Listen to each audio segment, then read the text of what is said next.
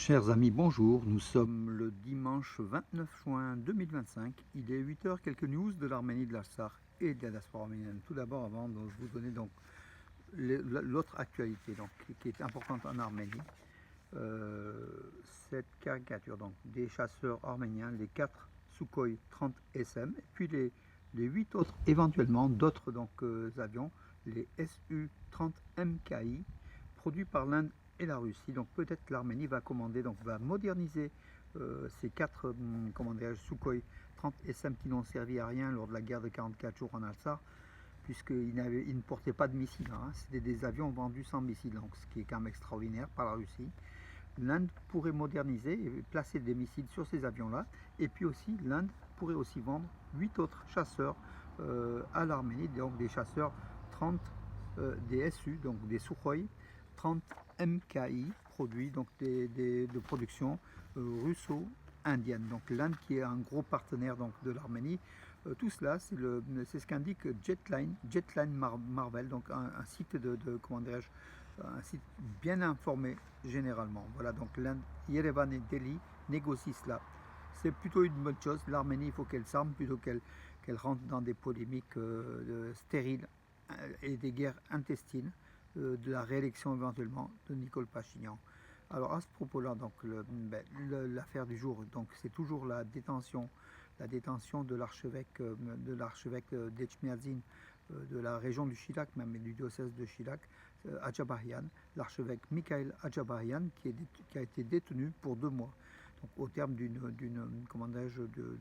enquête, au terme aussi d'interrogatoire par les services de sécurité nationale d'Arménie. Il a été prononcé une détention déjà pour commencer de 2 mois. Voilà. On lui reproche bien sûr le complot terroriste contre l'État arménien. C'est un dossier qui est fait en fait, voilà, avec Bakrat Galestanian, chef de file, notre archevêque. Voilà, l'Église est fortement présente dans ce présumé réel ou faux complot.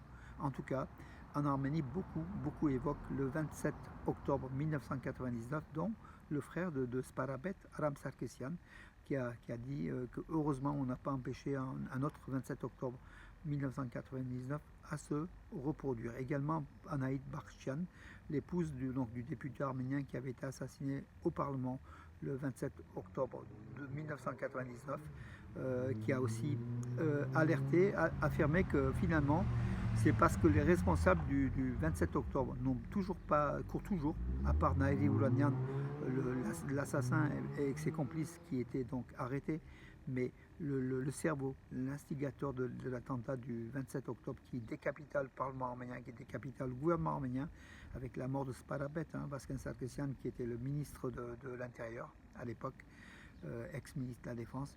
Tout ça, ça a quand même paralysé l'Arménie. Et aujourd'hui encore, on ne sait pas qui sont les commanditaires, même si les yeux se portent vers Moscou, éventuellement vers Kocharyan. Sans l'accuser, tout simplement parce qu'on n'a pas encore de preuves. Mais du moment où les organisateurs n'ont pas été accusés, des groupes terroristes en Arménie peuvent aussi prétendre faire un coup d'État. Voilà. Donc à voir par contre dans quelle mesure ce présumé coup d'État, il y a des éléments en fait à charge, mais on va attendre quand même un procès pour être sûr de cela. Ça peut être une manœuvre politicienne du clan Pachinian. Voilà où on en est donc. Adjabayan est en prison. Il a été donc d'ailleurs Pachinian qui avait démis de ses fonctions, Armen Abazian qui n'avait pas voulu arrêter justement ce groupe entre guillemets de terroristes. C'est le chef de sécurité nationale d'Arménie, Armen Abazian, ex-chef. Il avait démissionné le 18 juin. Il a été remplacé donc hier par Antranik Simonian qui a été nommé donc directeur du service de sécurité nationale d'Arménie. Donc toujours dans cette affaire donc dans cette affaire de comment dirais-je d'Adjabahian, beaucoup l'église arménienne bien sûr à tous les niveaux apporte son soutien à Adjabahian. Nouran Manoukian, l'archevêque des Arméniens de l'église arménienne, le patriarche arménien de Jérusalem, il a affirmé: arrêtez, sinon ce chemin nous mènera au gouffre. Voilà, arrêtez, donc sinon ce chemin nous mènera au gouffre. Bien sûr, un message adressé au gouvernement arménien. Voilà. Entre-temps, donc Arman Tatoyan, qui est connu, hein, qui est l'ex, comment dirais-je, il s'occupait des droits de l'homme en République, c'était l'Ombudsman, hein, donc il s'occupait des droits de l'homme en Arménie. Donc Arman Tatoyan, il a affirmé, Pachinian a ordonné la collecte de données sur la vie privée du catholicos. Et à ce niveau-là, regardez cette caricature. Bon, elles se ressemblent, hein, les dernières caricatures, c'est toute une série. Hein. On voit Etchmiadzin, on voit le catholicos Kalekin II et on voit Nicole Pachinian qui lui demande en fait, comme s'il lui demandait son état civil, hein, ses papiers, et puis surtout donc son état civil, nom, prénom, et puis les prénoms des enfants. Voilà, donc pour dire qu'il a une famille. Et puis le catholicos qui répond magistralement, qui dit je suis le catholicos Kalekin II, un point c'est tout. Donc il n'y a pas à m'interroger sur ma vie privée. Voilà, le reste dépend bien sûr de l'Église. C'est à l'Église éventuellement de sanctionner s'il le faut le catholicos Kalekin II. En tout cas, ce n'est pas Nicole Pachinian de demander sa démission. De quoi il s'occupe? Il ferait mieux de s'occuper de son gouvernement plutôt que de s'occuper de l'Église arménienne. Voilà. Saint-Etchmiadzin dans un communiqué qui a aussi demandé donc la libération de l'archevêque Adjabarian, qui est là ici il est amené par les forces de l'ordre, hein, donc voilà. Donc Etchmiadzin qui demande la libération immédiate de Adjabarian, voilà, libérer l'archevêque Mikhail Adjabarian. Voilà mes amis, donc l'information tournait beaucoup en Arménie autour de ce thème, hein, donc justement la captivité de Adjabarian, minimum pour 2 mois, en attendant que le dossier donc avance. En sport, pour essayer de rafraîchir un petit peu, même si c'est la canicule aujourd'hui, demain, après-demain, mes amis, ici à Valence et dans beaucoup de régions de France, comme vous le savez, un peu de sport pour rafraîchir Inga Manoucharian, qui est la joueuse de l'équipe nationale de basket d'Arménie, hein, et qui joue dans le championnat de Grèce. Elle jouait jusqu'en 2e division, en fait, et là, elle va évoluer en première ligue de Grèce, donc en première division, en fait, de première ligue de Grèce.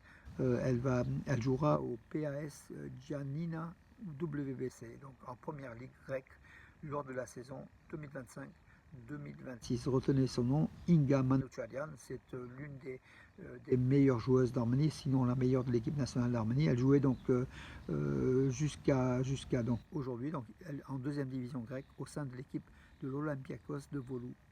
Voilà.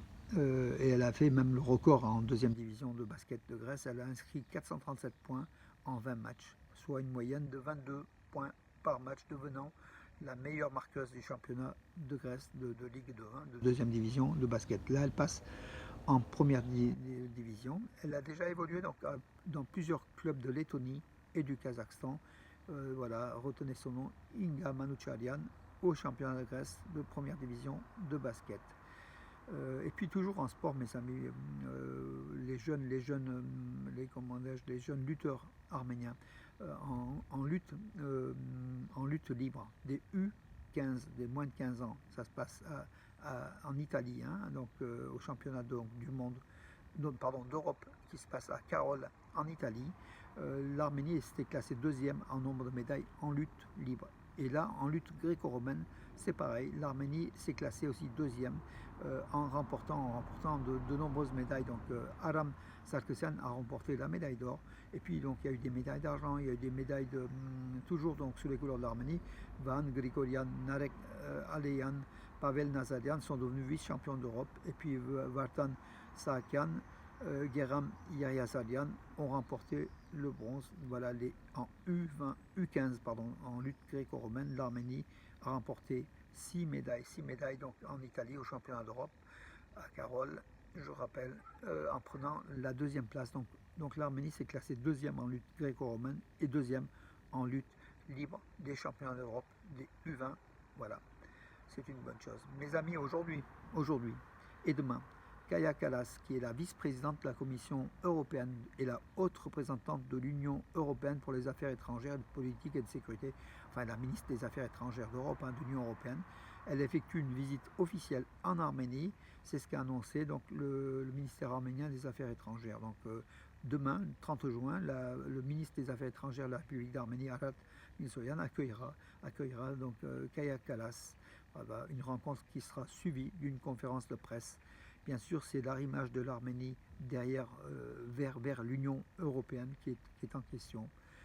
Bien que Moscou, ces derniers temps, se montre de plus en plus nerveux à l'encontre de l'Arménie et qui essaie de dissuader le non-rapprochement de l'Arménie vers l'Europe. David Khoudatian et Abdulkadir Ulaarlu ont discuté du développement des liaisons régionales. Donc le 28 juin, donc c'était hier, dans le cadre du Forum mondial sur la connectivité des transports 2025 qui s'est tenu à Istanbul, le ministre des Transports et des Infrastructures de la République d'Arménie, David Khoudatian, a eu une réunion bilatérale avec son homologue de Turquie, Abdulkadir Ulaarlu, et indiqué donc le ministère arménien. Lors de cette réunion, le développement des liaisons régionales et des perspectives de coopération entre les deux pays ont été abordés. Bien sûr, le corridor du Zangezur a été abandonné donc dans ces discussions arméno-turques, même si la Turquie de temps en temps avance ce terme de corridor Zangezur. En tout cas, l'Arménie a présenté son projet Carrefour de la paix.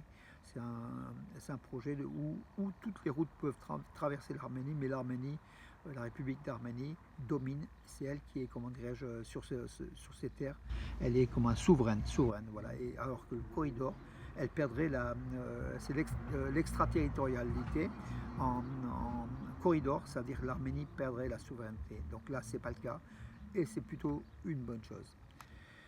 Voilà mes amis, écoutez, j'en ai terminé pour aujourd'hui avec justement donc des nouvelles. On attend encore des nouvelles par rapport à Saint-Etchmiadzin. Aujourd'hui, les églises arméniennes vont sans doute aussi revendiquer la libération de Adjabarian.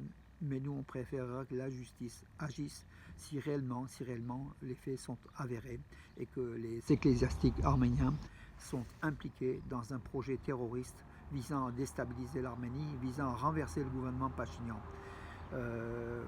Beaucoup n'y croient pas. Moi, je reste sceptique. Voilà.